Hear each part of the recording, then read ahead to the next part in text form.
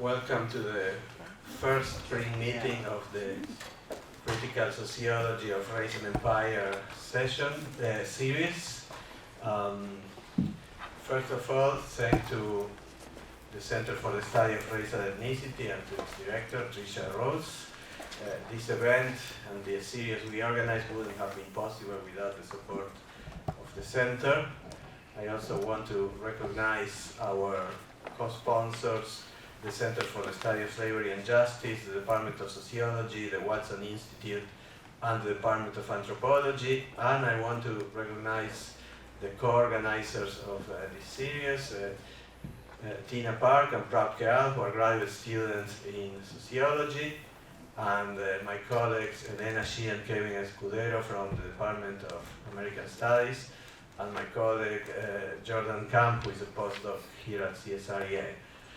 When we started to plan this series, this was the event around which we planned the whole series. The first thing we said is we want to bring Julian Go to discuss his new book. So this is the main event for the year. There will be another meeting towards the end of April to discuss a manuscript that Ricarda and I are writing on Du Boisian sociology. But today we are happy to have with us Julian Go. He already had a seminar with graduate students and there was a wonderful conversation.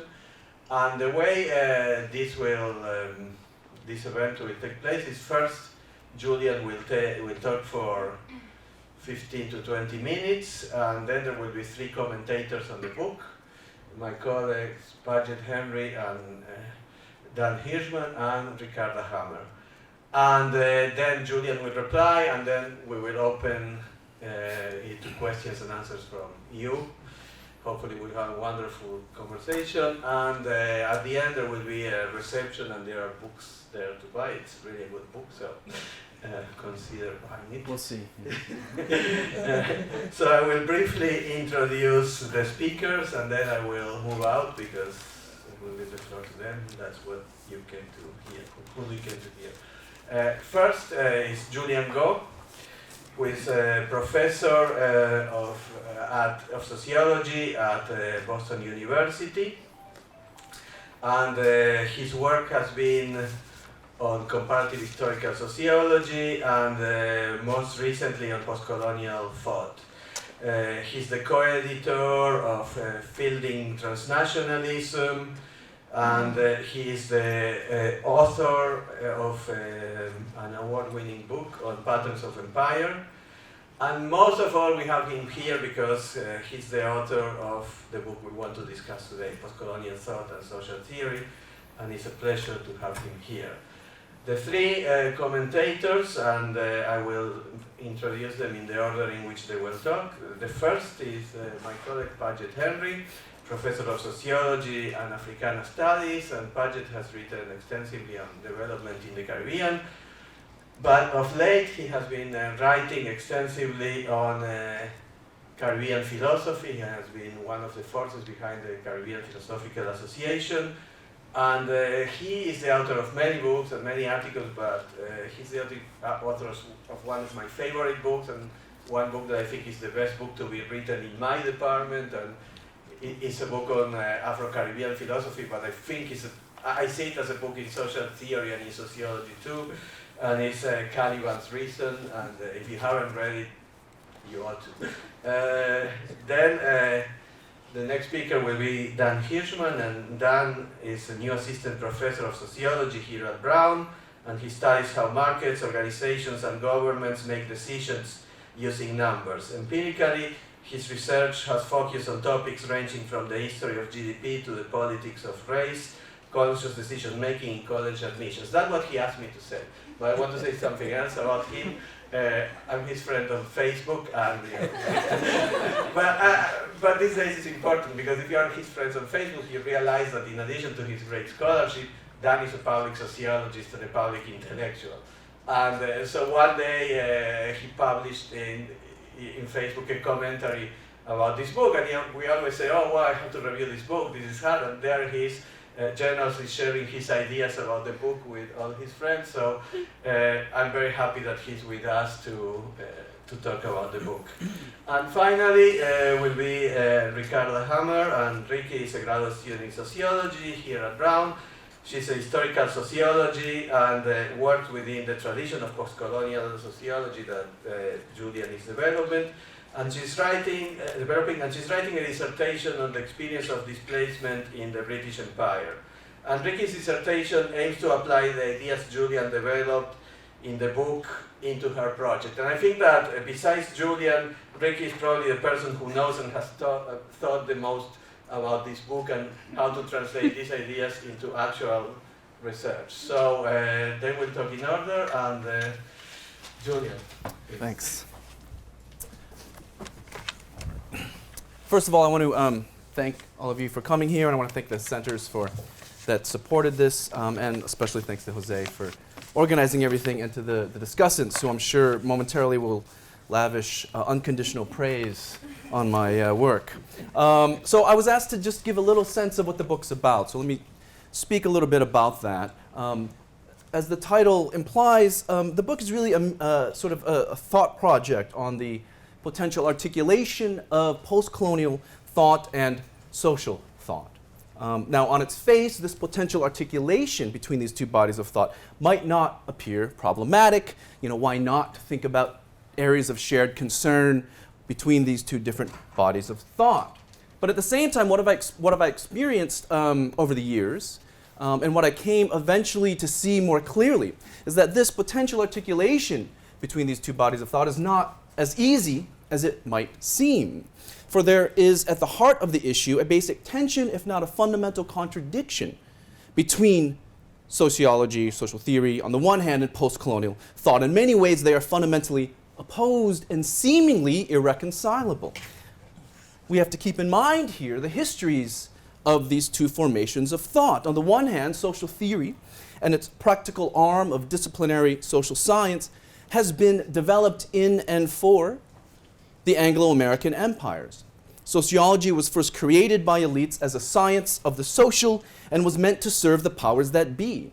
The very notion of the social as a space between nature and the spiritual realm was developed in the 19th century by European elites to make sense of and to try to manage resistance to social disorder, a social order from workers, from women, from natives. And let us not forget, for example, that in the United States, one of the first books with the word sociology in the title was published in 1854, called Sociology for the South, or The Failure of Free Sociology, by George Fitzhugh, and the work deployed the social concept as part of an intellectual effort to vindicate the slave system in the American South and to expand it to include poor whites. And later, with the imperialism of the early 20th century, sociology became increasingly tied to the interests and worldview of white male elites in the metropole. In fact, the very first PhD given in sociology in the United States was given in 1893.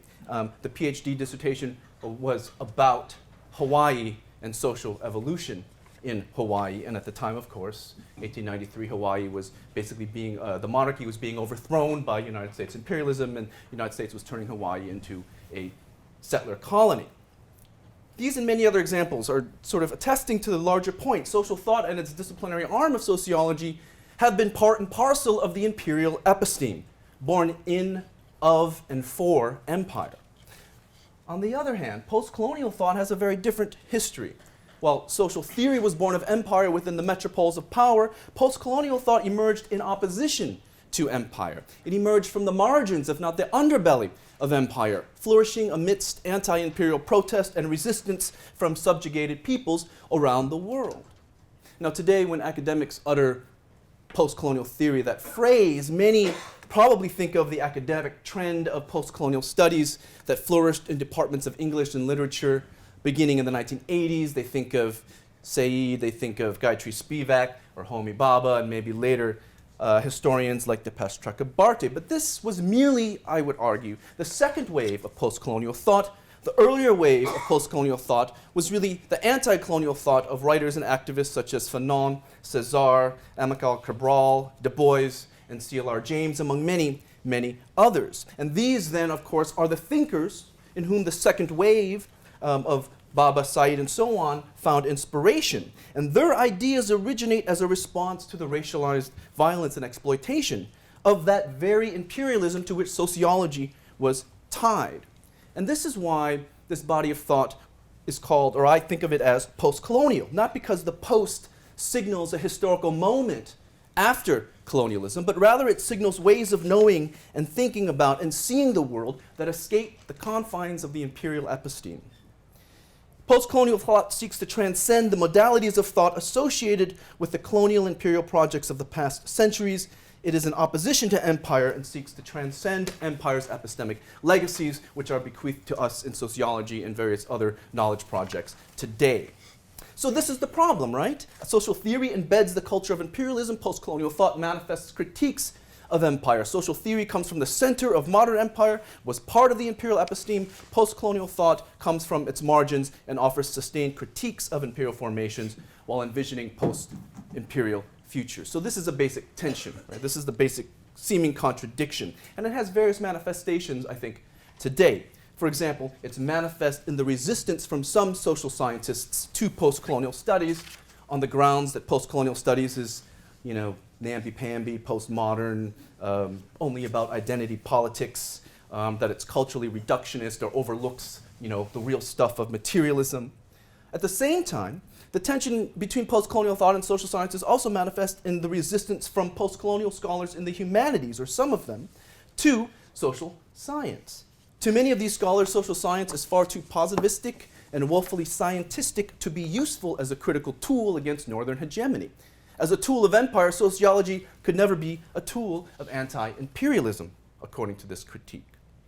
So, again, this is an opposition. It's manifest today in various ways. And the question is, how, if at all, might these two bodies of thought be reconciled? And the argument of my book is that they can and should be reconciled. First, I argue in the book against the critique of social science from postcolonial thought, or a certain version of postcolonial thought. This critique I just mentioned is the one that says that social science is far too implicated in power to be of use, and that, in fact, social science, by its very nature, reproduces the imperial gaze. And what I argue is that this critique from certain sectors of the humanities must be resisted at all costs, and it fails to recognize the multiple ways in which postcolonial thought itself depends upon a certain form of sociological thinking and implicit or explicit claims about the social. So I argue that postcolonial thought cannot, in fact, jettison social science, much less a realist social science, without cratering upon itself. Now, this is not to say that the postcolonial critique of social thought is useless or invalid. It's rather to suggest that we need to think harder about what exactly that critique is, and therefore how we can recraft social science to effectively meet the critique.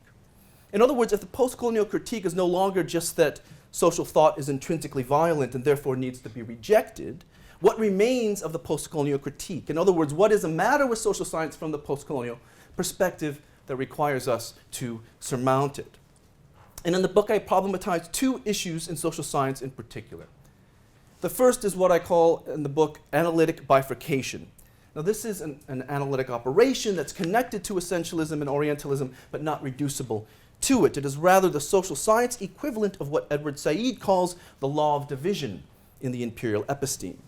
The issue here is not just essentialism or Orientalism, but rather the sequestering of social relations into polar opposites, such as in the division between the Orient and the Occident, the metropole versus the colony, the domestic versus the foreign, the local versus the global, the inside versus the outside, us versus them, here versus there, and so on, and so on, and so on. Now, there are countless examples in social theory and social science of this analytic bifurcation. Let me give you one from Foucault's theory of disciplinary power. Now, in Discipline and Punish, for those of you who remember this, Foucault argues that the spectacle attendant with punishment in the old regime disappears and is replaced by the prison to, of course, herald this new form of power, disciplinary power. Now, Foucault self-consciously and expressly restricts this transformation to Europe, right, and France in particular. But the realities, I would argue, of imperial history upend his characterization and even his spatial qualifier. The British colonial state in India, for example, did not respond to the Indian mutiny by building a panopticon, but with public brutality that involved public execution, hangings, and floggings, and spectacles such as shooting Indian rebels from the mouths of British cannons. And France colonies, from Saigon to Senegal to Algeria, were visited by these same sorts of spectacular displays of violent punishment. So even though Foucault qualifies his narrative spatially to Europe and says this is just about Europe, this gesture itself, I would argue, gets at the heart of the problem. That is, his theory arbitrarily cuts Europe off from its colonies, bifurcates their histories, and separates the relations, as if imperial and colonial history were not also Europe's history, or as if what happened by the hands of the US military in Abu Ghraib is not also part of America's history. So that's what I'm calling analytic bifurcation. But there's another area in sociology and social science and social theory which postcolonial thought alerts us to, and this is the second one that I want to talk about. It's called metrocentrism. Simply put, this is the unproblematized transposition of narratives and categories derived from the standpoint of Anglo-European metropoles to the rest of the world. The universalization, in other words, of that which is actually particular. Fanon was good on this for revealing how psychiatry and psychoanalysis was metrocentric. He didn't call it metrocentric, but this is what I'm suggesting is going on in his critique. Metrocentric because it universalized the categories of psychoanalysis to Algeria and to Africa, when those categories embedded merely the viewpoint and particular concerns of the Austrian middle and upper classes. And Chakrabarty famously pointed out the metrocentrism of historical narratives and history of progress and reason. And the same thing happens in sociology. It's akin to what Raymond Connell calls the northernness of social theory. That is, the fact that we take concepts and theories meant to make sense of the dilemmas of the metropoles from the standpoint of power and unproblematically apply them and use them to everywhere else. Thus, to take one of many examples, Marx theorized capitalism from a particular standpoint, from the standpoint of the white European working class. And then we unproblematically transpose the concepts thereby derived onto the rest of the world, as if the experience of the white working class in Europe defines the experience of plantation laborers in the Caribbean or female factory workers in Singapore. Another example we could go through is, Connell discusses this, the structure-agency debate, right? The structure-agency debate, those of you in social theory know this, I teach this debate, and sociologists argue, is it structure, is it agency, and what did Bourdieu say about structure versus agency, what did Giddens say, particularly theorizing agency in this very sort of individualistic, willful, intentional, bourgeois way. And what Connell points out is that, this whole debate is very particular, it's parochial. Not only does it develop within the context of French structuralism, debates over French structuralism, it also, she argues, resonates pretty much in a culture of bourgeois individualism, cultures in the metropole which have exercised agency over the rest of the world.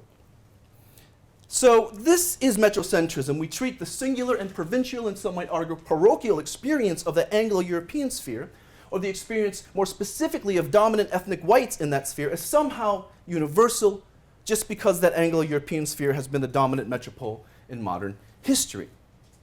So these, I argue, are the two main problems with current social science that the post-colonial critique helps us see, helps us illuminate, and helps us better interrogate, and invites us then to try to overcome with new types of sociologies. But how? And answering this question takes up the second part of the book, and where I discuss basically two approaches. So let me discuss these before shutting up. The first is what I call post-colonial relationalism, which seizes upon Edward Said's notion of overlapping territories and intertwined histories to overcome this analytic bifurcation that I'm talking about. To overcome analytic bifurcation in our sociological accounts by reconnecting relations over expansive space. This is akin, for those of you in history, to the connected histories approach.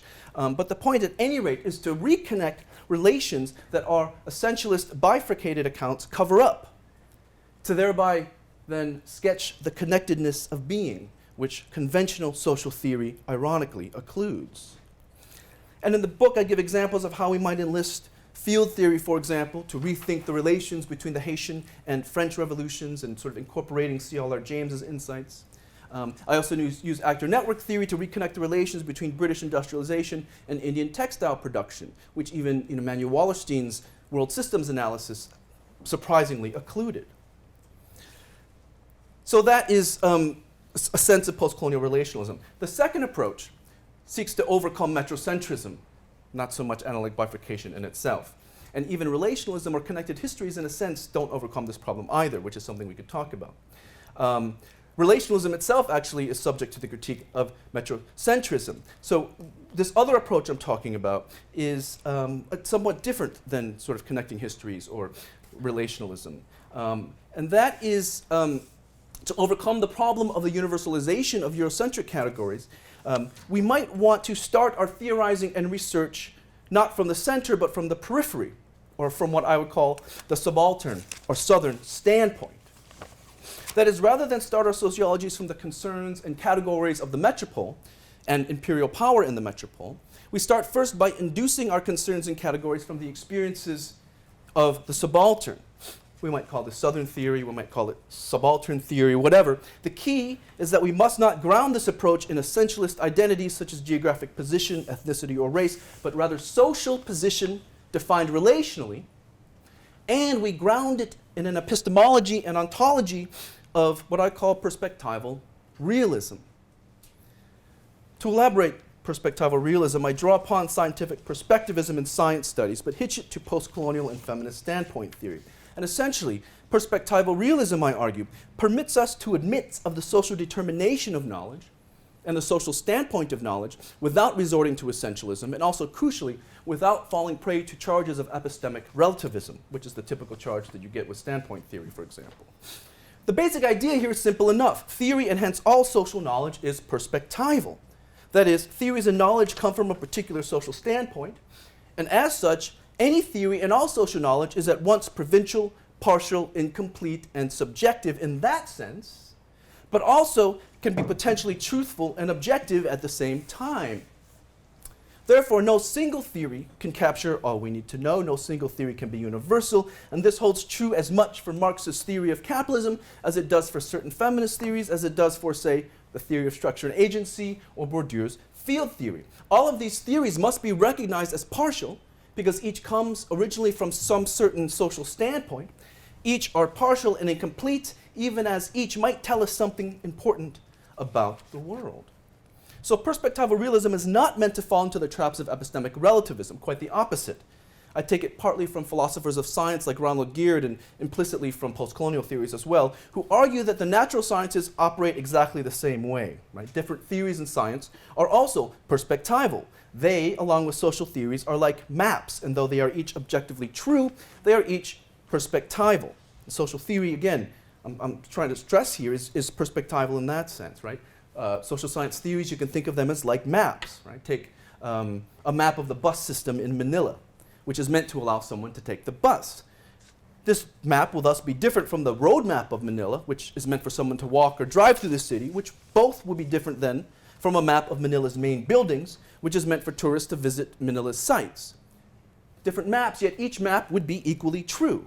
They're just coming at the same thing from different locations and purposes, i.e. different standpoints. They each offer partial truths, right? The bus system map does not show us all the electrical lines running underneath the city, and the map laying out the electrical lines does not show us the streets above. None of these maps are more true than the other. Of course, it's not the case that any map is true, right? A map of the bus system can be wrong, and we can verify that through empirical analysis, hence sociology. But even if a map is proven to be correct, this is not the same thing as saying that it exhausts the reality of the bus system, much less of Manila. It merely offers a partial knowledge of Manila. And necessarily so, this is critical, necessarily so, you cannot put everything about Manila on a single map. If you were to do so, it would not be a map, it would be Manila. Let me give you one more concrete example, bringing this to social theory before I conclude. Let me return to the example of Marx and his theory of capitalism, starting with his critique of Adam Smith. Marx, recall, chid Smith for his faulty theory of value. While Smith reduced value to market price and explained market price by reference to supply and effective demand, Marx contended that the real action lies in labor, and hence in the production process, right? Remember, Marx says, we must enter the hidden abode of production, he says in Capital, where we shall see, he says, not only how capital produces, but how capital is itself produced, and where the secret of profit-making must be laid bare. And so, as you recall, Marx shows us that surplus value comes from surplus labor through the extension of the working day and through gains in efficiency, all of which occur in the factory, that is, in the sphere of production. Now, the theory is well known, but note what's going on here. First, note that Marx innovated here, right, advanced beyond Smith, by adopting a new standpoint. The reason why Smith could not force the secret of profit-making is because he looked at capitalism from a particular standpoint, the standpoint of the market. That is, from the perspective of, in Marx's words, that noisy sphere of exchange where everything takes place on the surface and in the view of all men. Marx's discovery, his innovation, comes from adopting an entirely different standpoint, from looking beneath the market or realm of exchange and into the hidden abode of the factory. The standpoint, therefore, leads to a different theory. Marx's theory, from the standpoint of the production process, allowed him to see that value is determined by socially necessary labor time. Note, secondly, that Smith's theory of supply and demand as determining exchange values is in fact not invalidated by Marx's account. It is true in a sense, it was true in this sense, right? Marx's own theory about the dynamics of capitalism relies upon and indeed assumes that Smith's theory that the market price of a product is determined by the ratio of supply and effective demand assumes that that's true, at least when the ratio is in disequilibrium. But it's only, again, partially true. It only captures one side of capitalism, while Marx captures a different side. Note, finally, the implication here. That is that adopting other standpoints than either those of Marx or Smith would yield different theories of capitalism. And following the tenets of perspectival realism embedded in a kind of postcolonial knowledge project that I'm talking about, you can see that this is the case. Note, for instance, that Marx's standpoint, while offering certain advantages over Smith's market standpoint, has its own peculiarities. His is the standpoint of production from male workers in an industrial factory. Marx's standpoint thus famously overlooks another perspective by which we could theorize value, price, and capitalism, the Victorian household. This is the intervention of feminists critically extending Marxist theory, and who have shown that Marxist theory obfuscates the value of women's domestic labor and its role in reproducing male labor power. The result, from adopting a new standpoint from within the Victorian household, is nothing less than an entirely new way of looking at and theorizing capitalist social relations. We call it Marxist feminism. And we could go further, finally. We could turn away from Smith, Marx, and feminist analyses of the Victorian household altogether and consider what happens when we adopt standpoints from the global South.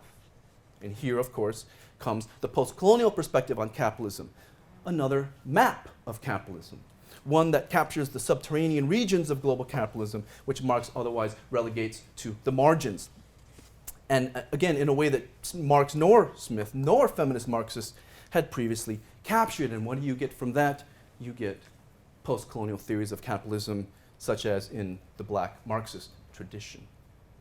So to conclude, my point is that these different theories of capitalism exemplify perspectival realism. Right? They show their example of how theories in social knowledge are like maps. They are each perspectival, incomplete, and yet true.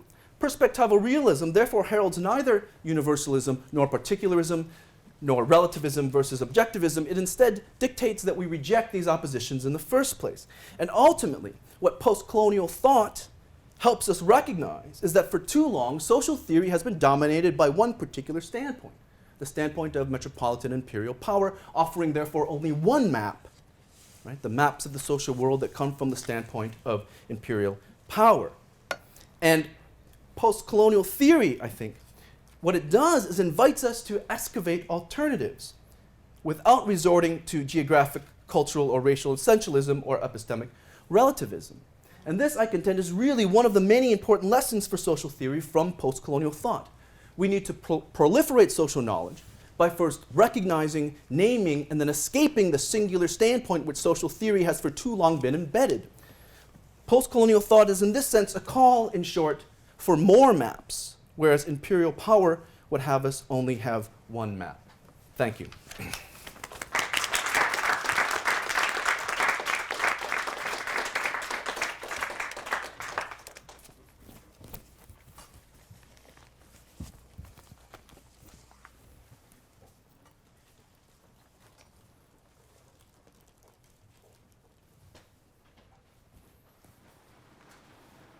Okay, hello everybody. Good to see you. This is certainly a very provocative book, and I certainly encourage you to read it. I have some strong disagreements with it, some strong agreements. And in the interest of time, I'm going to focus on the disagreements. Now, I'm struck by the fact that Julian talks a lot about analytic bifurcation.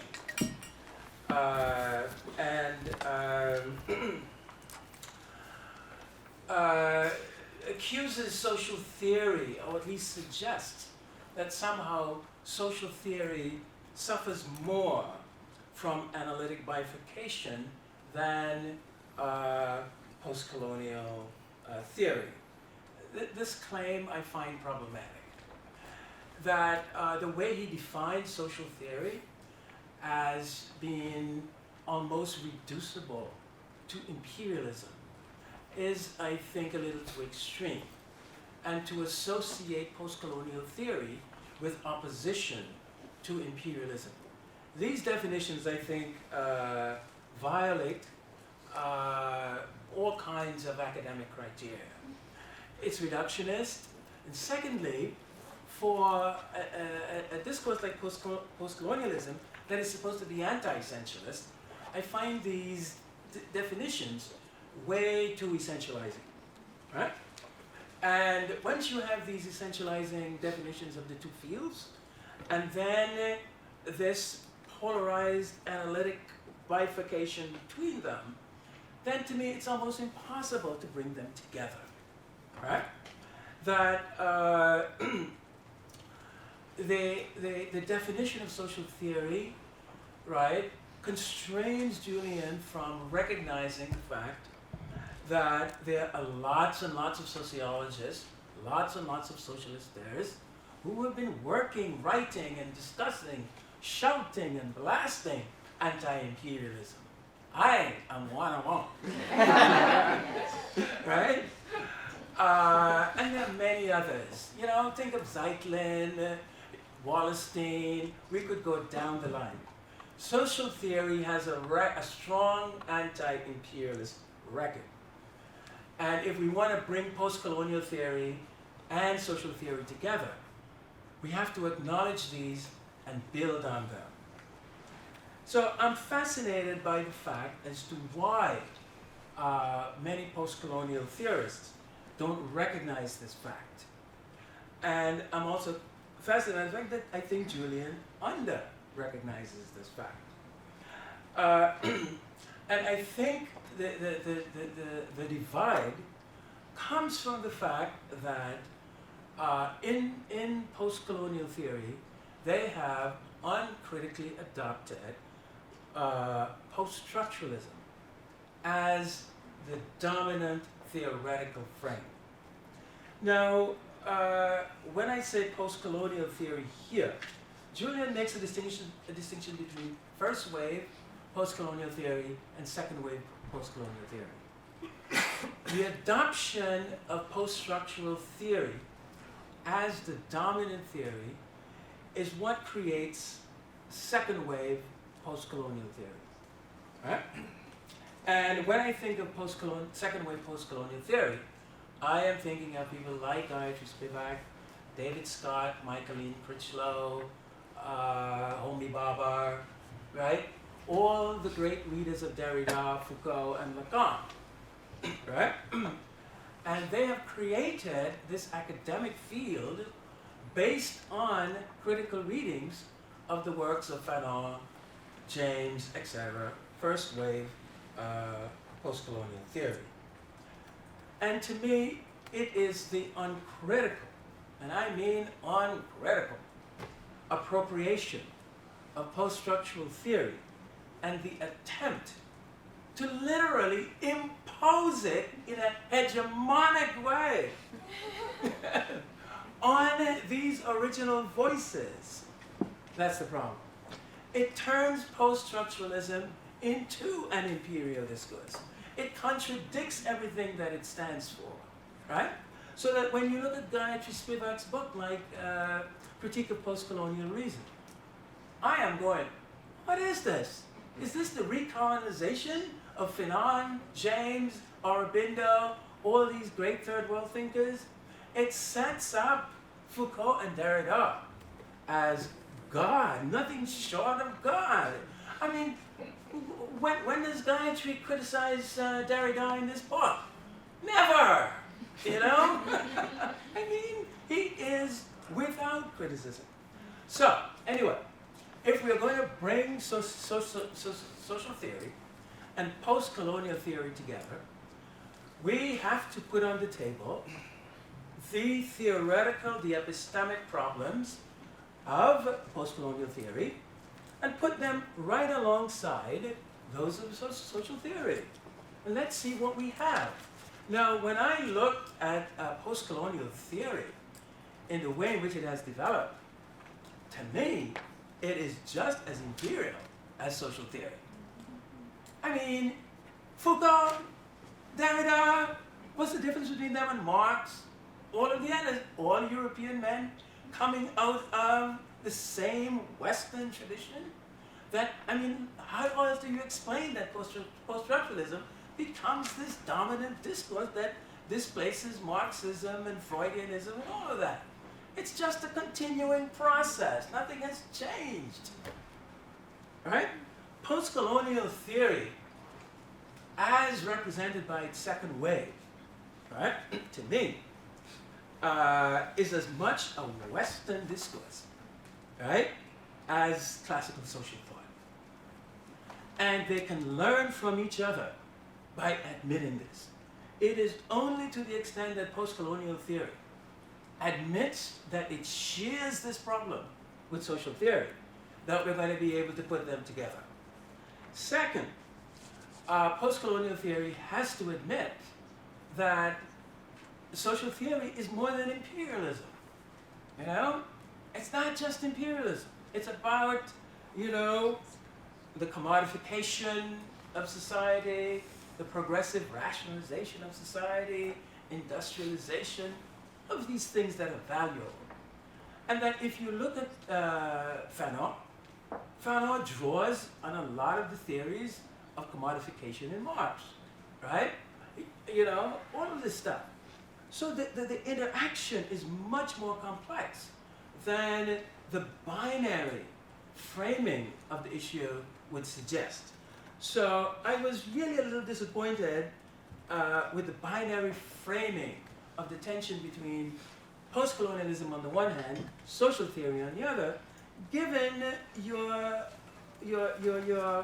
sensitivity to binary oppositions in post-structuralism. So just let me wrap up by saying that I really think that the convergence, right, that you're seeking can in fact be better pursued by looking at the anti-imperialist tradition of social theory. Irving Zedlin, Michael Schwartz, Herbert Schiller, Bosen, Gentes, Wallerstein, Hopkins, Fred Bloch, I can go on, right? If we want a dialogue, this is where we have to begin. Second, post-colonial thought turned to post-structuralism and its linguistic version of the social construction of reality. The phrase, the social construction of reality, is rooted in phenomenological sociology. Berger and Luckman, Schutz, all of these guys, right? They articulated a social constructivist view of reality that's rooted in the tradition of phenomenology. Now, post-structuralism itself has roots in phenomenology. I think there's an opportunity there for a real exchange. Somebody like Schutz should be at the center of a dialogue between post-colonial studies and social theory.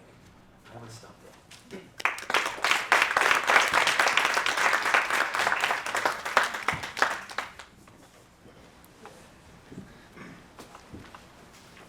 Thank you all so much for being here. I'm going to read a little more and do a little more summarizing than that. I'll sneak in some praise there, but I too will also try to focus on the criticism that I wrote here. I think it's also going to segue nicely, and I'm going to talk a lot less about post-colonial theory and a lot more about sociology.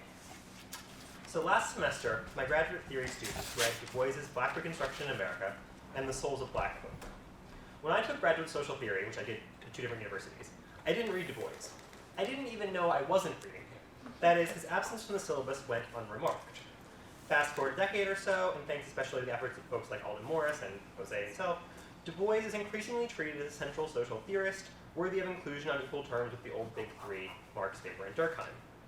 I first read Julian Go's book in the middle of our Du Bois unit, which proved to be both useful and provocative. Go's book makes for an important call to arms to include Du Bois and to situate him inside a broader set of postcolonial thinkers, which he argues are essential to our social theory training and to the practice of sociology. My comments here today will largely offer praise, but I'll try to focus on 2 lines of criticism, which I'll foreshadow here. The first concerns the relationship between social theory and sociology. Sociology, I will argue, is not really a coherent thing, and thus there is not one relationship between social theory and sociology, and in turn there cannot be one relationship between postcolonial thought, social theory, and sociology. The second concerns Go's strong claim that sociology needs postcolonial thought to do sociology better on sociology's own terms. I will ask, does sociology need postcolonial thought, or do we simply need to take empire seriously with the tools we already have available? A brief summary, and this will rehash a little bit of what's already been said. The book, Postcolonial Thought and Social Theory, tries to reconcile the seemingly incompatible postcolonial theory, represented in the works of humanists like Said, Spivak, etc., with mainstream sociology and its theoretical tradition and predilections. Go situates Du Bois, for example, as part of this first wave of postcolonial thought. As a collection, these authors made 3 kind of fundamental connected moves that Go identifies as central to the postcolonial project. First, foregrounding empire as an influential structuring force and a category of analysis. Second, rejecting what he calls analytical bifurcation. What's great here is I have a list of examples that are all different from the ones he used. So I have here the West versus the rest, the North versus the South, the developed and the developing, and so on. And we could go on further, right? And the third move, foregrounding empire, rejecting analytical bifurcation, and emphasizing the agency of the colonized. Black Reconstruction, for example, does a really nice job of showing that last move by demonstrating the centrality of slave revolts and freed slave labor and military service to the Union's victory in the Civil War. An example of kind of that foregrounding of the agency of the colonized, of the subaltern.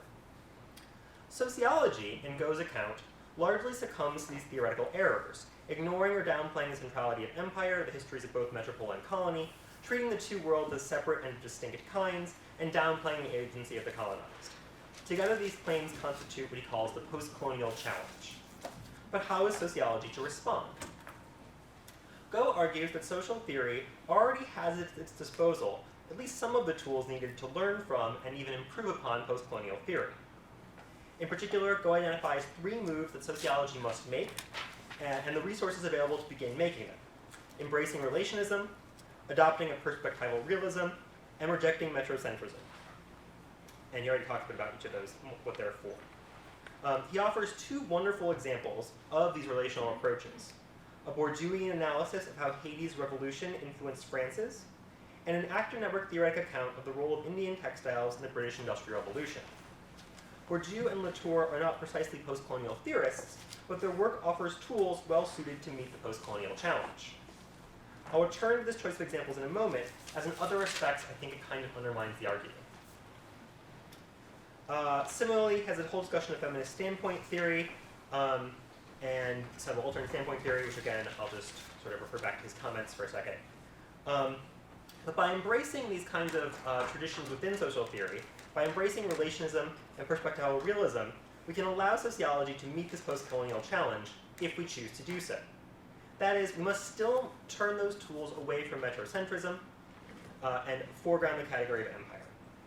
Go points to a tradition like world systems analysis as a partial success in decentering the metropole, and suggests sociology has a lot more work to do.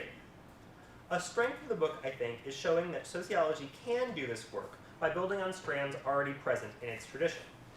After all, Weber already showed us the value of interpretive understanding from the perspective of historically and politically situated actors, even if Weber himself failed to explore this subaltern standpoint. As Go writes in the book, this elision of the subaltern standpoint by Weber is of course ironic, Was it not Weber who insisted that social science should investigate the subjectivity of actors to meet the task of explanation? It was, but evidently he only meant it for Calvinists. Meaning is for metropolitans, a subaltern standpoint approach alternatively recovers meanings for all. One of my favorite lines in the book, there are many other good ones. Overall, for me, the book did an amazing job of making postcolonial thought accessible and organizing what I had perceived as a kind of chaotic conversation. I will say as a caveat to my comments that I don't have a strong prior engagement with the postcolonial canon, if such a thing exists, which sort of limits my assessment of his arguments, especially in chapter 2. I think we got from Paget a very excellent and strong analysis of that set of claims. Instead, I will mostly take his reading of postcolonial thought as given and focus instead on what this means for sociology. Go promises that incorporating postcolonial thought will make sociology better. Not simply because it will help us overcome a legacy of sort of complicity with empire, or because it will purify a discipline corrupted by empire, but because it will make our analysis sharper on our own existing terms. Go says that sociology needs postcolonial thought to do sociology right, as it's currently conceived. And yes, incorporating postcolonial thought will require upending some of our existing ideas and theories, but it will not, I think, in Go's reading, require us to engage in a fundamentally different project.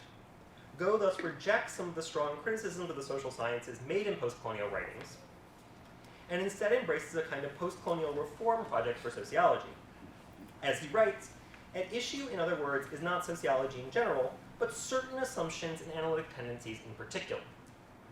I'm quite sympathetic to this argument, though I think it risks losing some of the radical character of the postcolonial project, while simultaneously, as I'll talk about in a moment, perhaps mischaracterizing sociology as a field that already has a unified project, and thus a project that could be potentially compatible with postcolonial thought. In other words, it's possible that some places in sociology might need just a little analytical boost from postcolonial thought, while other parts of the discipline may in fact be engaged in a project orthogonal or even inimical to postcolonial thought or postcolonial ideas. So here I see a problem with Go's own categorization, which leads to my first main question or criticism. I think Go too quickly equates sociology and social theory. On page 10, he writes, this book explores the possibility of postcolonial social theory, in sort of postcolonial sociology. But I think this elision downplays or ignores the heterogeneity of sociology itself, and in particular, the loose coupling of social theory to the practice of sociology in many of those pockets of the discipline. Sociology is a messy, fractal-like field whose divisions somewhat map onto those of the broader social sciences. We have an econ pole, a poli-sci pole, an anthro pole, a history pole, and with those identified as social theorists, actually drawn somewhat from each of those poles, albeit unevenly. And with each of those poles having a different relationship to social theory, and perhaps even a different definition of the term itself. What social theory means to an economic sociologist, and to a historical sociologist, and to a demographer may actually not be the same thing. Historical sociology may be the most amenable to an invasion from postcolonial thought, and its topics, war, revolution, empire itself, are most obviously resonant with postcolonial concerns. But the book is not titled Postcolonial Thought and Historical Sociology. It's aimed at social theory. This is to me an interesting sort of tactical choice. Every sociology PhD student is forced through a theory sequence like I was and like my students were, and perhaps if you can change that sequence, you can change the whole field, at least a bit. And yet, well, I think we might need a different book to unpack what postcolonial theory has to say to someone like a contemporary demographer. I don't know if the answer is nothing, but I think it's a very different conversation. As a brief aside, Go also attempts at times to speak about how postcolonial studies can itself benefit from sociology. I think this is really provocative and really interesting, but I'm not at all well situated to analyze how strong his response is. But I do wonder if, perhaps ironically, something like contemporary demography might have more use to postcolonial thought than something like historical sociology, in the sense that they're offering something much different than what historical sociologists do, and postcolonial theory already does more of what we do. Especially for those demographers who've already become critical enough to recognize and reject the tendency of their own field to do something like reading history sideways, in our own Thornton's terms. You can imagine these kind of large-scale quantitative descriptive projects can provide a lot of useful grist for the theorizing mill for someone doing postcolonial work. Weber himself starts the Protestant ethic with an observation of the correlation between religion and occupation. Right, so these two projects of thin quantitative description and deep theorizing actually have a long history of being intertwined. Sort of an aside. But to return to the main point and to phrase the critique as a question, what is Go's view of social theory and sociology?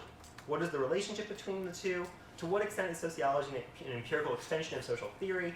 Does that vary across the field? And what would you say, what would Go say to a demographer interested in unintended pregnancy in Flint, or an ethnographer interested in the political organization of Rust Belt cities? Do they need post-colonial thought? Do they need the same things from it that historical sociologists need? My second major concern is what we might call the Du Bois problem, or the Marx problem, or the Bourdieu and Latour problem. That is, at times it seems like Go is saying, we don't actually need post-colonial thought. We just need to study empire using the best theoretical tools we already have available. At other times, the book seems to suggest that we need to undergo a much more massive revolution, like a Kuhnian revolution. And I can't quite tell which argument is really being advanced. Let me walk through a couple versions of this. First, the Du Bois problem.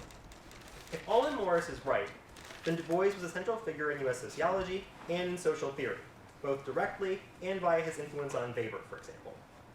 But Go categorizes Du Bois as part of the first wave of post-colonial thought, rather than or in addition to classical social theory. Can it be both?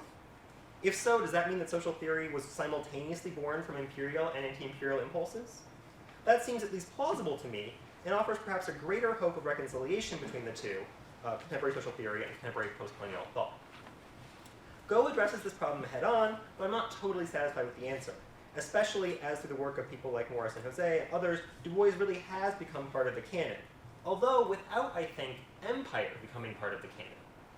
And this kind of leads, I think, to the related concerns around how we read Marx. Is the problem, in some sense, the theorists, or is it us? Right? Du Bois talks about empire, but we can talk about Du Bois without talking about empire. Marx talked about empire. We can talk about Marx without talking about empire.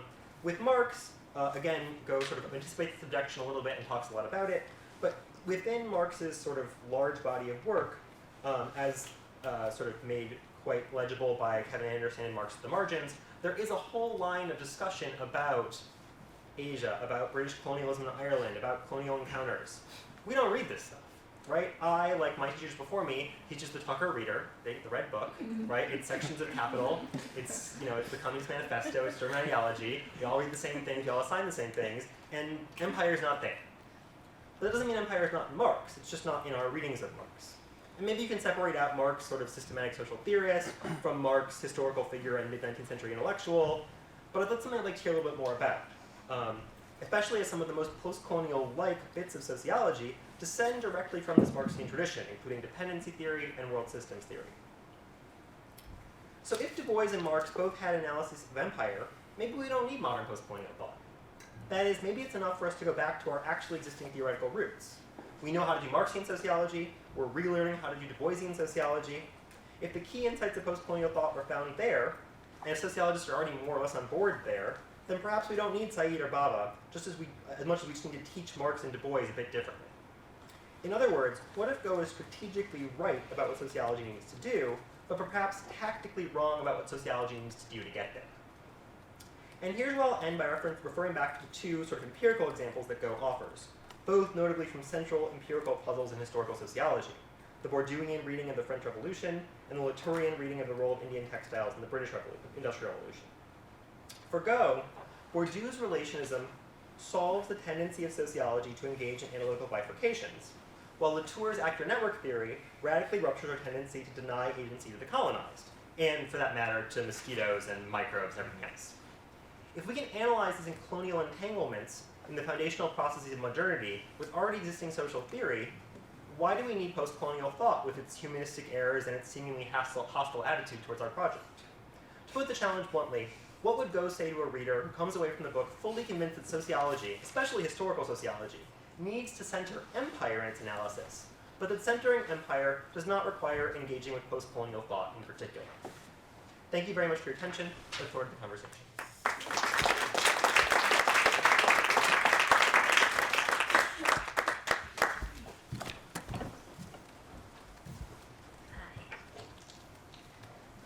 Okay, so I think it's fair to say that the comments that I'm going to offer today have come about in conversation with a lot of the people in the audience. So this is a book that has occupied or decolonized our minds for a long time. So I'm going to report back. In what follows, I'm going to offer a few words of praise, particularly with regards to the liberation this book signifies for junior sociologists, and the kinds of questions this book has suddenly made possible for us. And then I'm going to offer some friendly critique, primarily in the spirit of wanting to fortify this post-colonial project a little more. So I think there's an internal inconsistency in the book, which I think is not addressed adequately and might help us make this project stronger. So, praise and liberation first. The book smashes down doors. It opens a path for junior researchers not only to find new answers to old questions, but to ask new questions altogether. And it provides an avenue for us to construct a kind of post-colonial sociology that speaks to the political challenges of the world we face today. So it gives us a platform to think that merges the politics we have with our intellectual concerns.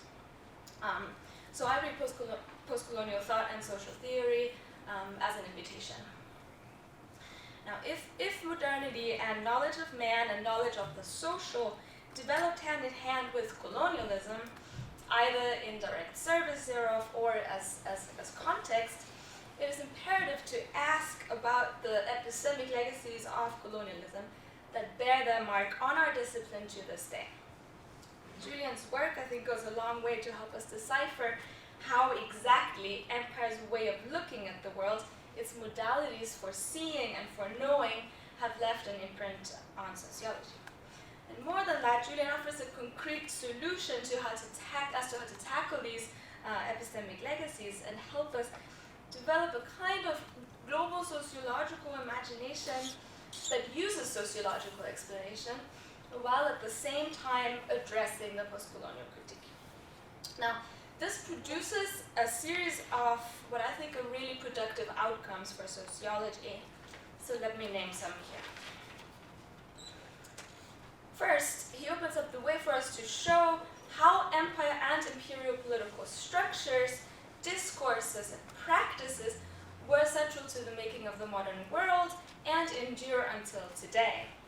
Which means that for sociology, the colonial archive becomes a fertile ground for finding historical patterns that help us explain present-day societies, cultures, discourses, and political structures.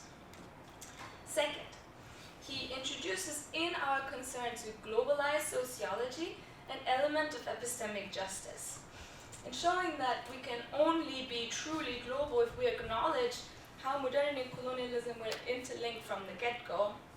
So being global means recovering previously silenced and oppressed voices and colonial agency.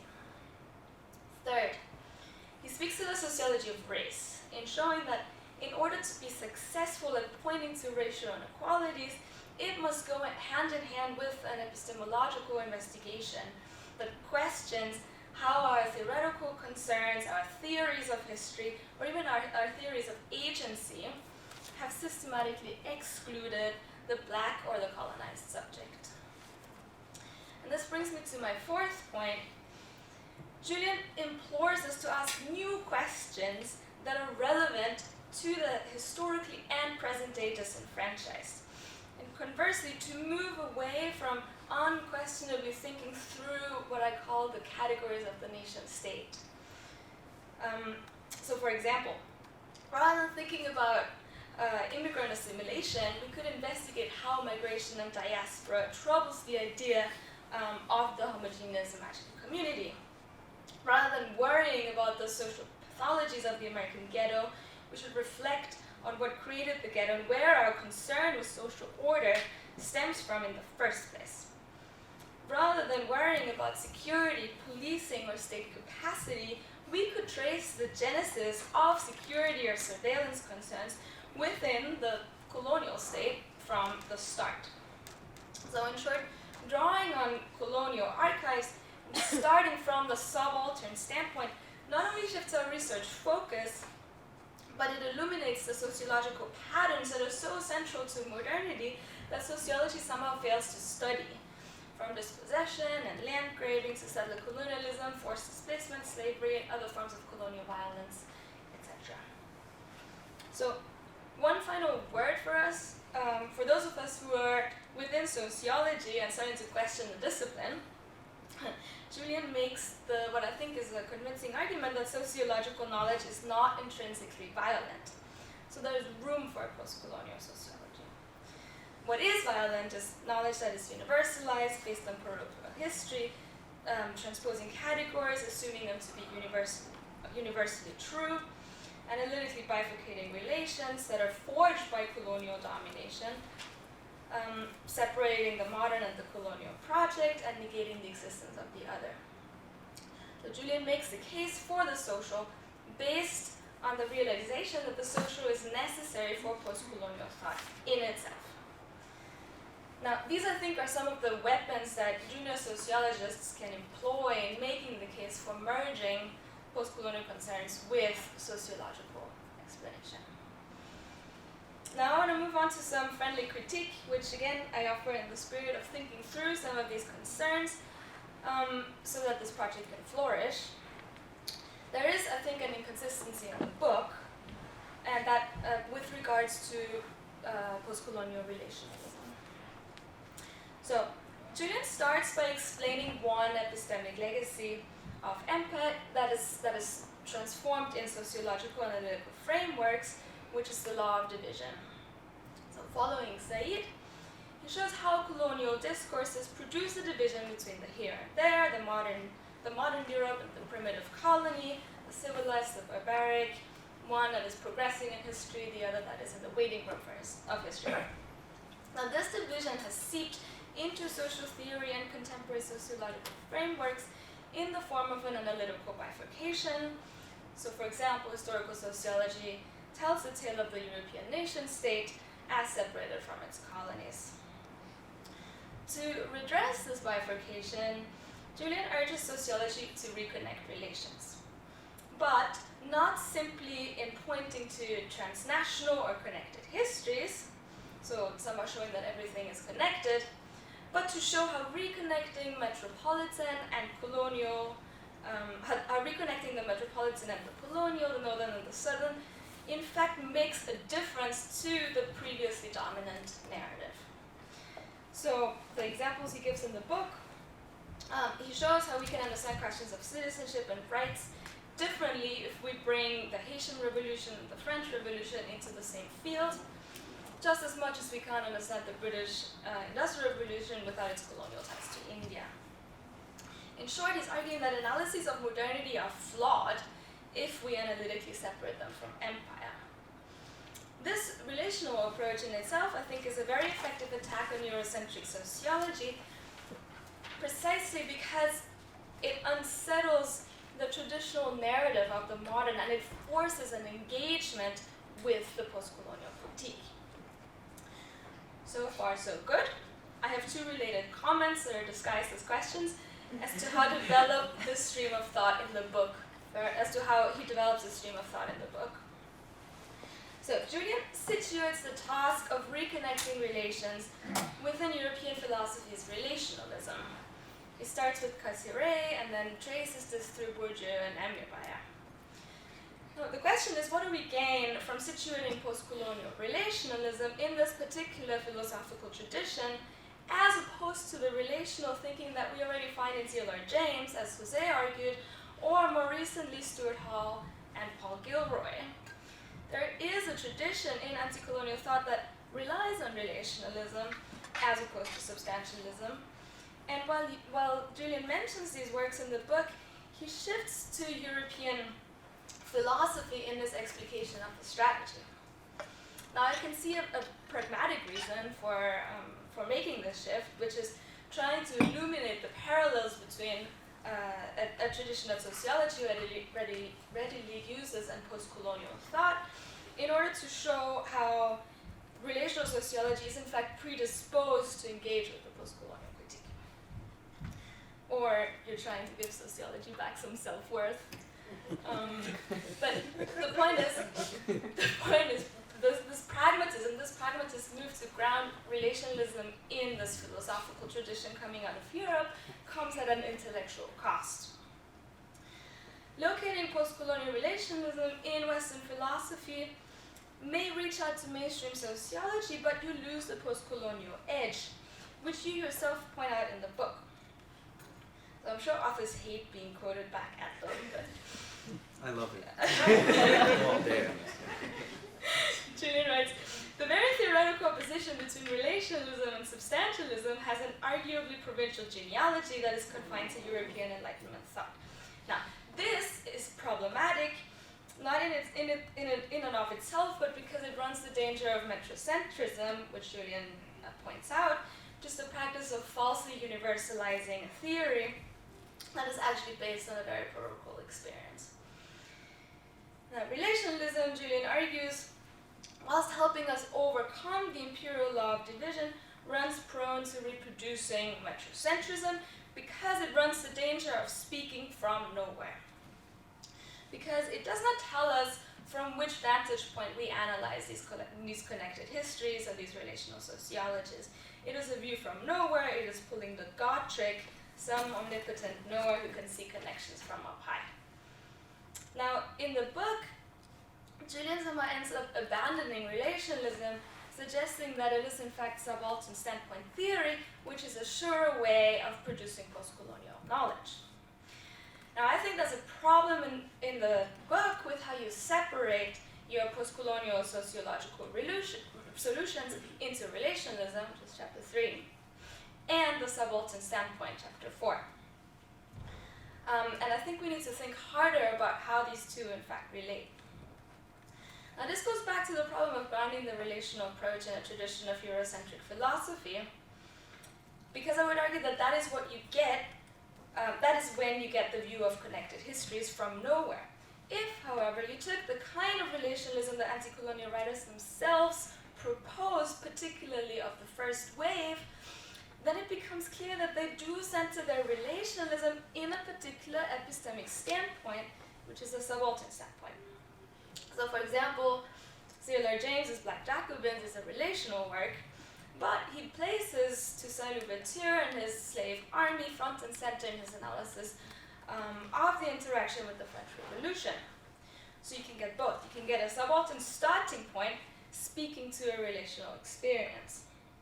A whole series of anti-colonial writers similarly made explicit relational histories of colonialism as conceived from their particular standpoint, including Césaire's writings on the affinities between European fascism and colonialism, or Du Bois's global connections between the racialized workers overseas and capitalism at home. More recently, Stuart Hall explicates the relationship of Britain and the constitutive nature of colonialism in the West Indies. So he shows how you can't have the tea without the sugar. Now, all these writers are particularly good at challenging narratives that position modernity as endogenous to Europe. They emphasize the relational construction of the metropole and its colonies. However, for all these writers, the entry point for this relational approach is in itself a standpoint approach. They start with the racialized subject, the colonized subject, the diasporic subject. Now, if we grounded relationalism itself in the anti-colonial tradition, we can also solve the problem of metrocentrism. The position of the subaltern subject makes visible a particular kind of global relationship that would otherwise have been occluded. Separating relationalism from the subaltern standpoint is, I think, counterproductive because the two go hand in hand.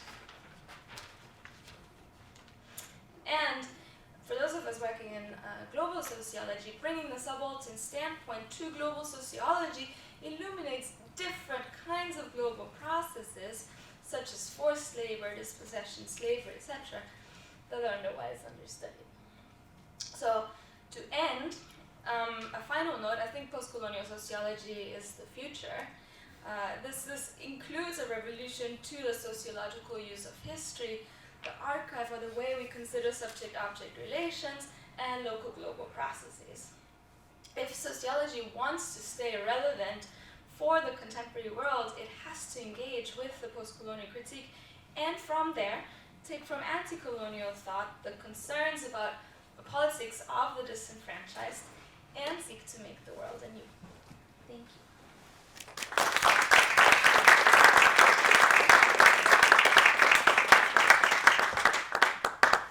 So I have to respond now.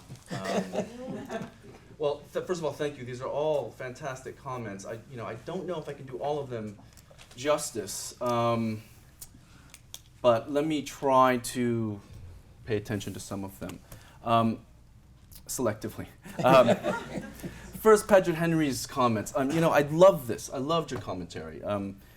We need to critique the binary between sociology and post-colonial thought. We need to critique the post-structuralist strand of post-colonial theory. We need to critique Foucault. We need to find common ground between sociology and post-colonial theory and find those areas in sociology that support post-colonial theory. I love this because it's mine. Good. This is what I'm trying to do in the book. Okay. Now, clearly, I think the difference lies in the thinkers or the strands within sociology that we think we can point to. You point to, well, so first let me say, I critique Foucault. I think Bhabha has a nice critique of Foucault. I critique that whole post-structuralist strand, and I completely agree with you. They, in many ways, done violence to the anti-colonial text, and it's that strand of post-colonial theory which I argue against. But so secondly, I do think the differences may be in the types of thinkers or traditions within sociology and social theory that we should draw upon. You point to, for example, Wallerstein, and Wallerstein's a very interesting case, and I think of him sort of ambivalently. On the one hand, actually, Wallerstein's project emerges from his reading of Fanon. So on the one hand, it is this wonderful area in sociology that is already a post-colonial sociology that comes from outside sociology. On the other hand, I think that there's a certain tendency in Wallerstein to be problematic, and in world systems theory generally, and I talk about it in the book as a certain kind of substantialism, which again brings Wallerstein to ignore India, for example, in the making of modernity. Also leads other variants of Wallersteinian theory, like Origi's theory. I know there's a huge difference between Origi and Wallerstein, but Origi also is another important thinker whom we can draw, but I also think that there's certain analytic bifurcations in world systems analysis that run into problems. So, I agree with the general spirit, and I think maybe we just have differences about which theorists we think offer the best tools, and I think that's a very good conversation to have. This then sort of leads a little bit into Hirschman's comments, which are very thoughtful. I mean, in a way, Hirschman's comments are similar to Paget Henry's in that there's a sense in which you're asking, do we need post-colonial theory at all? Why not just draw upon certain strands of certain strands within sociology? Questions about, are not some parts of sociology more amenable than others? And I agree that some parts of sociology are more amenable than others. I think there are pockets, and I think this is an important point, that are less theoretically developed, and so this sort of reduction of sociology to social theory, I think, is very important.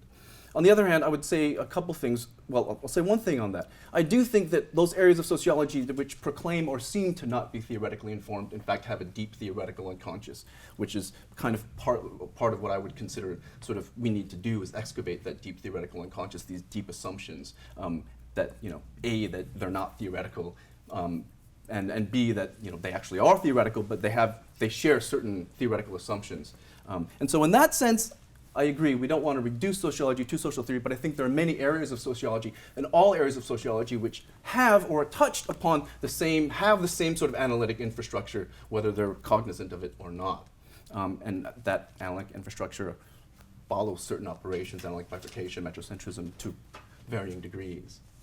So I think, what is your question, what is the relationship between sociology and social theory? I think it's deeper than we might otherwise initially assume, and I think part of our project might be to figure out what are all the deep theoretical assumptions in all these different subfields, and I would hypothesize that they are in many ways very similar, and sort of come from this imperial episteme.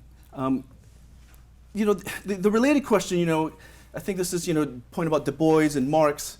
Again, why go to Bhabha or Spivak or Said? Why not just go to the right traditions within Marx and Du Bois? Or why not just Bourdieu and Latour and just study empire, for example? I have two responses. One is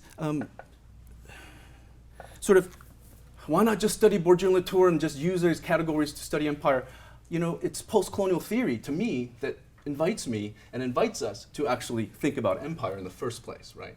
So I would argue that it's post-colonial theory that has pushed historical sociologists to begin to look at empire in certain important ways. It's post-colonial theorists that pushed Kevin Anderson to write his book on Marx to say, look, Marx really does talk about ethnic and racial groups. So in that sense, post-colonial theory has been doing all this work has pushed theorists and all this intellectual work in this direction. And so in that sense, it already is pushing sociology or certain social theorists in that direction, and we can't do without post-colonial theory in that sense. Post-colonial theory, I think, is a large part of the impetus for this. And relatedly, the Marx, I spent a lot of time talking about the Marx because, this is the common critique. Marx, why not just study certain strands of Marx? Because, I think it's similar to my Wallerstein critique, is that there are certain strands of Marx which are still metrocentric. Right?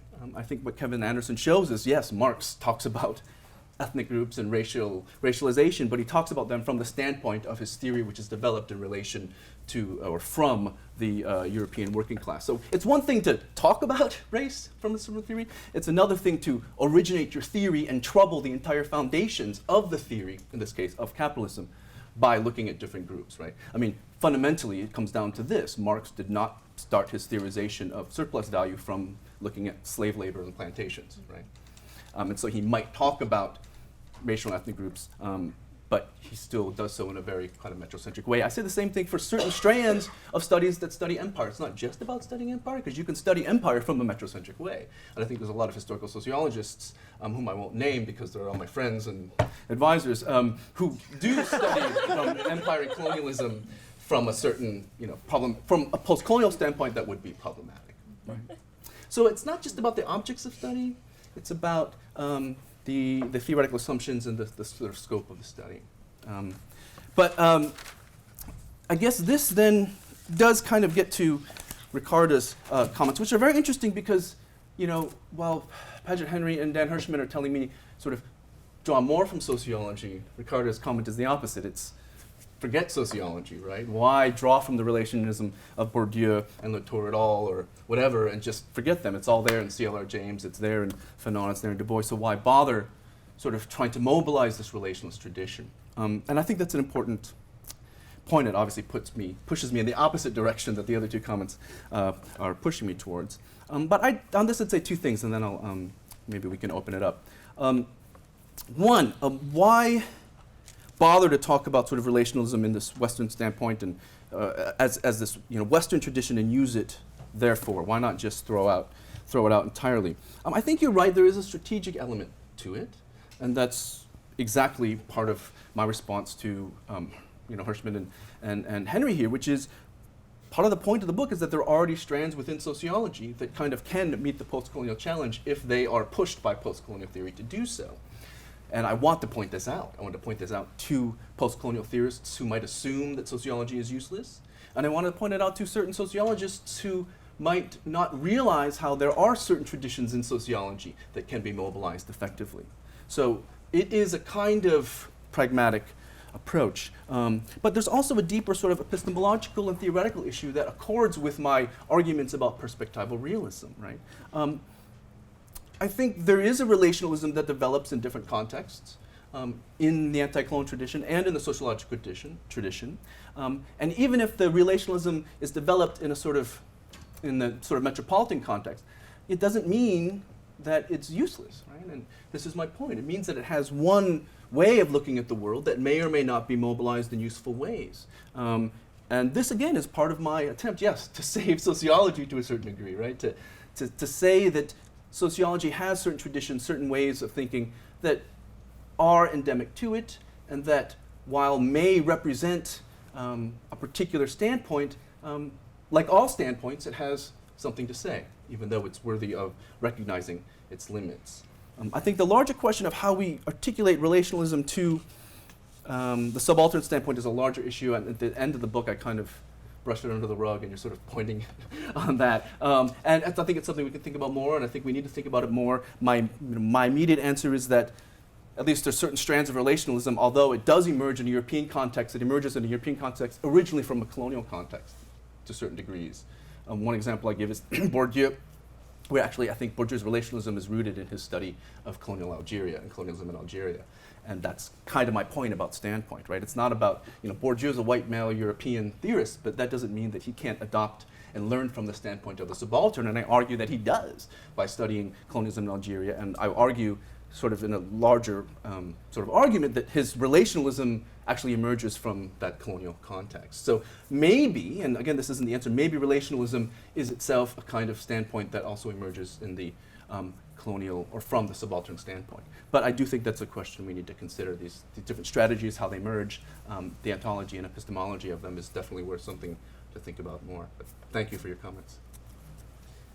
Okay, now it's open to questions. Moderate, but we have a few minutes and we can stay a little bit more. So, whoever has questions. Sasha. Thank you so much, both Julian and the commenters. I think this was a fascinating discussion. I was taken especially by the fact that, Dr. Henry, your analysis, I've been reading your work since I was a Black Studies undergrad, thinking I was doing social theory, and then realized once I became a sociology grad student, I apparently was mistaken. You rallied against kind of the post-structural hegemony in postcolonial theory, and Professor Hirschman, your analysis fundamentally questioned from almost post-structural standpoint whether sociology exists as a field in and of itself. Those ironies are interesting in some way to me, but I want to get to a question of kind of within this of the power and violence of sociology as a discipline in and of itself. And I think the kind of meta conversation that Julian, I think your work focuses on, which is essentially, how do we avoid the epistemic violence that, for instance, Du Bois suffered, and that we see so powerfully displayed in Alden Morris's work, and functionally, within that, this post-colonialization of sociology is an important question to which junior scholars need to focus on. I was wondering, primarily from the commenters, what do you think about the value of that in terms of the situatedness of sociologists in response to this book? Maybe we can take a few questions and then if there are a couple of other questions. Hi, thank you very much for a fascinating discussion, really learned a lot there. But I was sort of interested because I was to some extent also surprised listening to some of the discussions, and I was interested in the wider context because the book, as I understand, appeared last year. In the fall. Yeah. So these debates have with other disciplines that are not sociology in the sort of, say, disciplinary or academic sense, strict sense, but what about anthropology, history, thinking of the work of Stoller, thinking particularly the work of the Comoros in Southern Africa. Yeah. They're grappling with that, and they're sort of responding to many of the issues that you bring up, and I can sort of see if you're wanting to go into sort of, say, the tribal wars of the discipline, that's sort of one sense, but this is not the first time that these debates are being had. Michael, and then you. Yeah, I have a question related to Sasha's and also to subaltern standpoint. What would be the relationship between a post-colonial sociology and, say, other critical disciplines that have been keeping alive the subaltern standpoint within universities, such as ethnic studies, Africana studies, Native American studies? Like, is it the case that we should be drawing on that work more so than we already do? Should we be discussing that work more so than we do? But I also have a concern about sort of colonizing that work, and those disciplines already exist in silos and within universities. So if we're going and we're mining that work and bringing it into a discipline that's very much accepted by mainstream social science, are we then also reproducing this sort of epistemic violence? So I'd like to hear you guys' thoughts on that. Okay, back to the panel. Let me take the question. It's a very interesting question and something I discussed a little bit in the book. When I was at Chicago in the 90s, a lot of this comes from my graduate school experience at the University of Chicago in the 90s, reading with the Komarovs, reading with Chakrabarty. And in many ways, this is my third book. And it's basically in many ways going back to those concerns when I was a graduate student, which a lot of us probably will experience. You can do that after you're tenured and after you get promoted to full. So I return to these issues, and the issue was all of these anthropologists and historians are talking about these critiques of knowledge and colonialism and empire, and I go to the sociology department, nothing, right? They don't even know any of what's going on.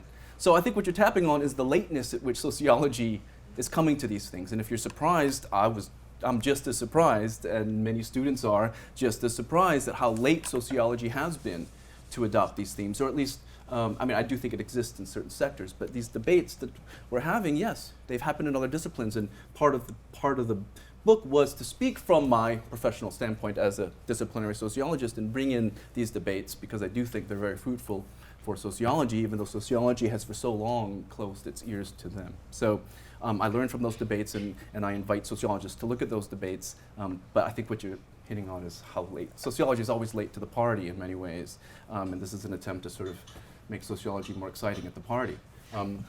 There's other questions, and I think others can maybe talk about this more, but this question about maybe postcolonial sociology's relationship to ethnic studies and Africana studies, and sort of what can be done there, and I understand the concern about sort of colonizing these other studies, if that's what you mean. I guess I really just meant that in a certain sense, those disciplines are already operating from a subaltern standpoint, creating knowledge. And so just thinking about the relationships between sociology. I think the relationships need to be one of building alliances in a way that at least sociology and social science has not done, right? And again, the example is clear in sociology. When race or ethnic studies emerges in sociology, it becomes African American studies, which means, and this relates to Du Bois. I agree, Du Bois is canonized, but only a certain type of Du Bois. And even the Du Bois that Morris is talking about is a certain type of Du Bois. It's the voice that speaks about African Americans and how the race is socially constructed, and how what we attribute to racial, what at the time sociology was attributing to genetic inferiority was really socially constructed. This is not the Du Bois that's canonized, that should be canonized, which is the Du Bois that critiques racialized capitalism, the Du Bois that talks about how the color line belts the world such that African Americans are in a similar position to Puerto Ricans and Filipinos. There's all this other stuff about Du Bois that I think the postcolonial theorists today are more interested in, but that's not the Du Bois that's canonized. So I do think that certain strands of, say, ethnic or racial studies do run the risk of sort of overlooking of maybe analytic bifurcation. And so that's what I would wonder about. I'm not sure about that, but I would wonder if maybe what we can do is think about how some of these, ethnic or racial studies, these different areas, right, Africana or whatever, maybe we need to think about transcending those arbitrary boundaries, which actually come from, Cold War categories or a long history of certain analytic bifurcated thoughts in the first place. But I think that that's a history that needs to be done. And that this sort of thinking about postcolonial sociology is a way to help to alert us to those separations, and maybe to offer ways of transcending those separations between these different centers, right? Maybe that's something postcolonial sociology could help with. I don't know. Yeah, let me just come in here. Now, when I, was a grad student and I was choosing my career, sociology was the most radical discipline in the academy, right? That's the reason why I was drawn to it. It was the only place in which I could really study the third world from a third world point of view, right? And also deal with issues of race. When I was entering the academy, biology was completely rejecting the field of race, and it came to sociology, right? So that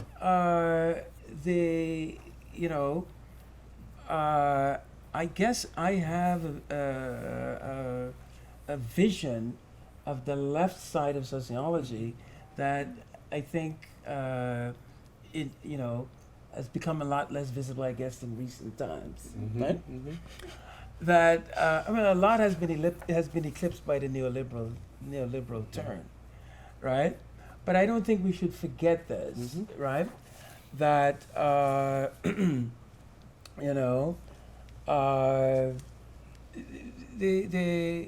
I was at City College as an undergraduate, we had a chapter of the Du Bois Society, you know, and you know, I mean, and so most of the people, as a matter of fact, the president of the Du Bois chapter, the CCNY chapter of the Du Bois Society was a sociologist, right?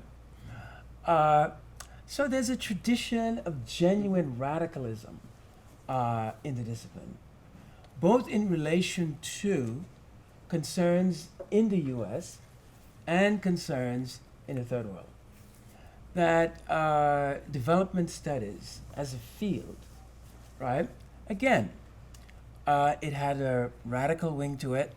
Those of us who began with the theory of imperialism, I mean, the whole thesis of imperialism and development, basic to development studies, right?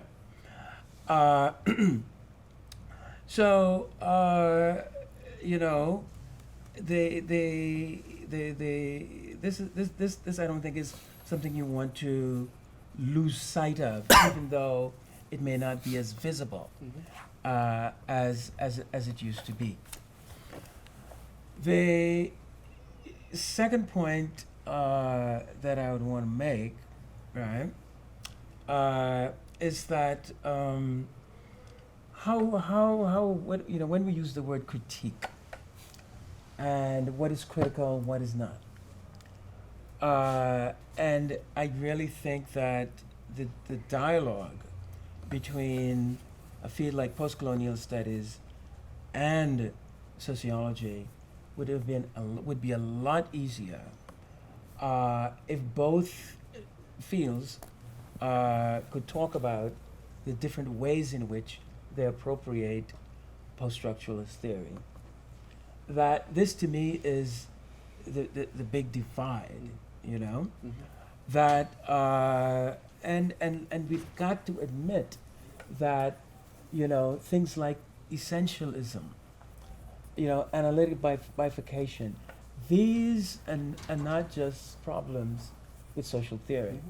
I mean, one of my biggest problems with post-structuralism is it's so essentialist, even though it is the discipline that critiques essentialism, right? Post-structuralism centers the semiolinguistic sign. It is the center of everything. It is the point of view from which it analyzes everything. When post-structuralism uses the word critique, right?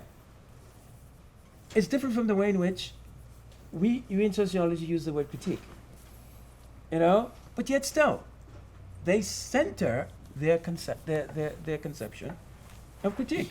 When post-structuralists talk about critique, basically they're saying that writing or scripting, you know, whatever, graphing, whatever term you want to use, that is the structure, right? That assures the possibility of meaning in the absence of a subject. I don't have a problem with that approach to critique. That you're going to use writing, right, as the basis for the fundamental metaphor. But I'm saying I can think of other approaches to critique. I don't see what universalizes that particular approach to critique. There's nothing in that definition of critique that allows you to say, well, okay, let's get rid of the Marxist approach to critique and just go with this one, right? That urge, I think, is there in all of us, and you know, so when they criticize others for essentializing and all that wonderful stuff, universalizing, blah blah blah blah blah, we all universalize. It's about time we be honest about this. You know, if after the experience of post-structuralism, right, we don't learn this lesson, right, then we're just gonna go along on this journey forever and ever, right? I mean, because look at Marxism. Marxism was the first to do a historical critique of the universalizing tendencies of Western discourses, in particular economics, Right? Marx looks at Adam Smith and he says, "Oh no, these laws of the market and all of this stuff, they're not universal. They're historical, they're temporal, right?" And yet still, Marx turns around and he makes similar universalistic claims, right? It's a pattern. It's something we all have to work on, you know? Other than that, the scholarship is not going to improve. So when I look at what postcolonial studies can do for sociology, right? Precisely because it has appropriated so much of post-structuralism as a theoretical base. To me, the strength, the great contribution of post-structuralism, right, is not that it is a new theory. I don't see nothing essentially new in it. What it does is that if you are a Marxist, it can keep you honest. If you are a psychoanalyst, it can keep you honest. It can prevent you from getting caught in binaries, from over-universalizing, all of these things. But the moment that post-structuralism sets itself up as neo-structuralism, that is, as a positive discourse, it commits all of these errors. That it's criticizing Marxism, psychoanalysis, and all these other stuff. To me, this is the conjuncture that we're in, right? And so we are in a period now where, with the death of Foucault, Derrida, and so forth, post-structuralism is in decline, right? So you have to now look beyond it, right? And you say, well, what's beyond it? Right? To me, the future intellectually is wide open, right? I cannot see post-structuralism continuing as the hegemonic discourse that it has been for the past 20 years, right? It's on the way out. Something new is going to come in. And if we are to learn, whatever this new thing is, let us not over-universalize it. Let us not get caught up in its rigid binaries, right? We should recognize this pattern, right? So when I look at post-colonial studies, I am not convinced that post-colonial studies is sufficiently self-critical. It is not sufficiently clear about its relationship to post-structuralist theory in order to, let's say, reform sociology. I think it would be better if they both sat down and had a discussion, each about their Eurocentrism, their excessive universalizing, all of the wonderful things that post-structuralism is so good at talking about. No. Unless you want. So I actually am provoked by this term appropriation, and so my question kind of centers on that. So the book is about the state of the field in American and European sociology, right? And so I wonder, and the argument is we need to draw on these post-colonial theorists who largely come from the colonies, right? To draw on their work to improve sociology. But I wonder if what you might say about the state of the discipline in the former colonies right now. So are they doing the kind of sociology that's being done in Europe and in America? Or are they doing the kind of sociology that you are now advocating for in this book? Are they currently doing that right now? And why aren't we talking about those current scholars who are doing that kind of work? For example, in Jamaica or in other parts of the global south. No, that's a great question. It gives me the opportunity to sort of talk about, another movement within sociology that we haven't mentioned that does contain some of this some of the seeds of postcolonial theory, and in some ways inspired by postcolonial theory, is beginning in the 90s, these attempts to globalize sociology by indigenizing sociology. And there are problems with this move, but it's been there since the 80s. And Saeed Alatas is a good example in Singapore of this. And his whole point is that there are thinkers in the South, coming from the South, who we can draw from, both present and past. I think that part of the problem is, I think you're right, I think there's a lot of sociology departments, and I can't speak for all of them, but many of them, because of North American intellectual hegemony, they're just applying these theories in other parts of the world, and I think other people who know more about this than I might be able to attest to that. But I do think there's a tradition in these other traditions that get devalued, right?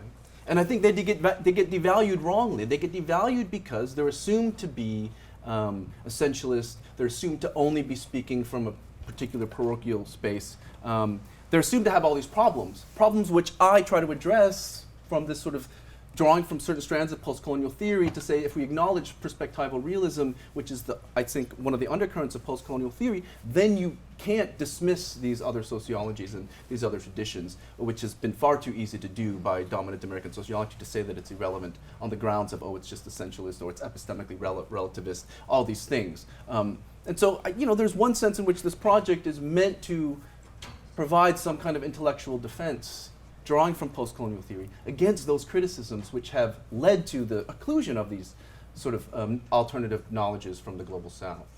So I think it's very much part of the project here. Just a quick, how would you characterize the project of sociology? Yeah. What are we actually doing here? Because this is where I get back to the point. Like, I don't mean this in like in a deep post-structuralist sense of like no discipline has a center. Other disciplines have much clearer centers than sociology does, right? If you compare sociology to economics, even to anthropology on the opposite poles, they have much more unity in methods, in topics, in appropriate research questions. We just don't have it. And I think there is social theory underlying all of what we do, but I don't think it's in any kind of coherent or consistent way, both reflected or not. So what do you think the project of sociology is? The project of sociology is to analyze the social from the standpoint of the social. Right? That's what differentiates it from biology. That's what differentiates it from psychology. That's what differentiates it from philosophy. It's an analysis of the social, and it lays causal powers to the social, not to God, not to nature, but to the social. Right? So going back to even the sort of Comtean project. So at the base, that's what we all share. And you're right, we have various middle-range theories by which to explain, account for, track the social, to track social patterns, to track social structures, to explain them. But none of them say that God is the cause of inequality, right? None of them say that politics alone is the cause of inequality even, right? None of them say that biology is the cause of racial inferiority. So there is a deep shared ground at what sociology, yes. So there's a small sector that is obviously rightly rejected by sociologists. Political scientists don't think that politics cause everything. Yeah. Plenty of sociologists have returned to biology, for better or for worse, probably for worse. Right? Like, and we also don't even agree what the social is. Whether or not the social includes or excludes the economic, whether it includes or excludes the material, whatever that means, whether it includes or excludes the state. The social is this category that we use as the residual to talk about the things that we're not talking about. It's the leftovers in all sorts of conversations where we say, oh, how does society explain what class can't, or what the state can't, or what the market can't, right. When at other moments in time those things are all part of the social. Right. So I feel like resting our analytical unity as a field on a category we can't even define clearly is well, risky. it's we define it in the sense of this is it's an objective study. If you don't buy the explanation, I think you're partly right, but I think those are the exceptions that prove the rule. The vast majority of sociologists at the American Sociological Association are going to explain things by reference to the social. Whatever that might be. It might be politics, but politics is theorized as fundamentally a social thing. It might be economics, but economics, the whole point of economic sociology is to say economics is really a social phenomenon, right? It's socially constructed. The market is socially constructed. I mean, how many times economics sociologists can say that? But that's to the point, right? A lot. So I do think, on a certain level, when it comes down to it, yeah, we are kind of doing the same thing, both in what we're trying to study and the explanatory space. And we define the social differently, but we're all thinking we're explaining it by reference to some kind of social phenomenon in the broad social sense. So I do think there's some coherence. I don't see economics as very coherent. I mean, there's so many different kinds of economics. You got Keynesian economics, you got market economics, Milton Friedman, you got Marxian economics.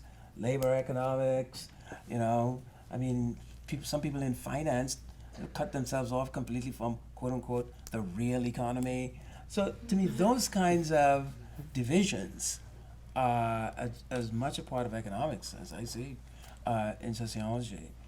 And it has to do with, you know, the fact that as you study more and more specific things, you lose sight of those broader, you know, sort of theories that most people just take for granted, you know. And I think that at the moment in sociology, that is the case. But again, geez, you know, when I entered the field, oh geez, I mean, you could not escape Talcott Parsons. You know, you just couldn't escape him. Well, we have time for one more question. Michael has been raising his hand, and then there is a reception, and there are books to buy. So maybe this is a good way to conclude, but it will be to reinforce what Ricky and Sophia were saying, I think, and Julian, I think you sidestepped. But I want to give you a chance to get back in the dance and to help us think of doing something in addition to what I saw your book doing. In order to get this argument into the big theory courses, we have to talk about big theorists. Yep. But I think we can enhance the position of this argument more effectively by identifying those who are more or less doing what you're calling for in empirical fashion. So, you know, I was sitting here and I was thinking, well, of course, Ricky suggested, you know, mentioning senior people and dead people, you know, like Paul Gilroy and Stuart Hall. But I can think of much younger people that do more or less what you're saying, I think. And I don't want to ask you to tell me why they're not. But I would say, you know, thinking about my former student Ming Chung La, right? Yeah. Thinking about Hiro Saito. Thinking about, and you and I just spoke about this, you know, whether Kimberly K. Huang's work is in this tradition or not. But rather than go through the list, and especially to go beyond it, you know, the American Academy, where do we have the network of people doing this? Where can we find it? How is it generated? Where do you see it?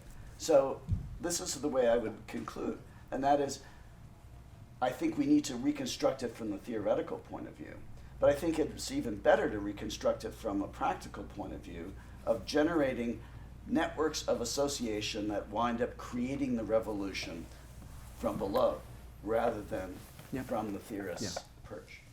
I mean, just very quickly, I completely agree. I think that I am talking about the theoretical level because it's only at the level of the epistemological and theoretical questions that we can begin to say that such and such work is doing what we need it to do. So you need to have those theoretical criteria, right? Otherwise you can't make the alliances that you need, and you can't build the institutions. And so part of this is trying to lay out some set of way of thinking about what kinds of sociology that is being done, and that has been done for many cases, but is often occluded. How can we say that those theories or works are doing what I am suggesting they do, by what criteria? And I don't think that's been laid out very well at all, sort of as a theoretical project. The most we've done is say, oh, they study empire, so that's kind of cool. Or they study, you know, a non-American country, and that's kind of cool. But no, that's not enough for me. That doesn't necessarily meet the post-colonial challenge. So I think that we need the theoretical of it, and I agree with you, we need the institution building, but the institution building can't come from, it needs also the theoretical aspect to be able to identify what kinds of work do we want to say is part of this. Yeah. Let's use social networks, let's use social media to say, do you identify with this project of Julian Go? No one's going to want to say that they do that. No, they're all going to say, no way. If you enjoy this project, explain how you identify, and if you don't completely see how you fed, explain why. Yes. And this could just like happen in a second. Yeah. In fact, I just did it. All right. But did you put? They have to read. They have to read the book first. And buy the book. And buy the book book. first. So Read the yeah, book. I'm with that Clear. completely. Well, I don't know if the rest of the panelists want the last word on this question of the others. Oh no, I think we should definitely have Julian the last word. Okay. That was my last word. Okay. Okay, thank you to all the panelists. Thank you so much. You can keep it.